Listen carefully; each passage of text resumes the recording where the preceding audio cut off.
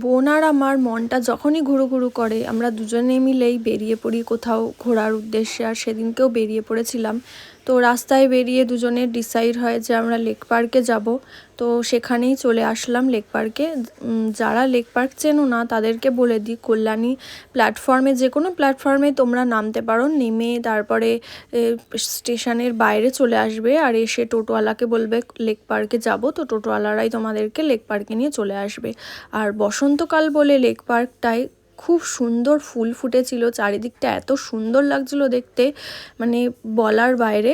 আর শীতকালে এর আগে আমি একবার এসছিলাম, তো তখন এতটাই ভিড় ছিল পিকনিক স্পট বলে, মানে এখানে চলাফেরা করা যাচ্ছিল না। তো সেদিনকে আমরা খুব ভালো টাইম কাটিয়েছি, সেদিনকে অত ভিড় ছিল না। আমরা ফটোশ্যুট করি, আমরা রিলস বানাই, অনেক মজা করি, অনেক আড্ডা দিই। তো এসব করার পর তারপর আমরা বাড়ির উদ্দেশ্যে বেরিয়ে পড়ি।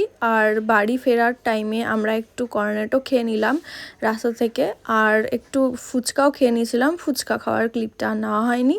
তো তারপর আমরা বাড়ি চলে আসি। আমার ভিডিও ভালো লাগলে তোমরা আমার চ্যানেলটা সাবস্ক্রাইব করে দিও আর আমার পাশে থেকো, বেল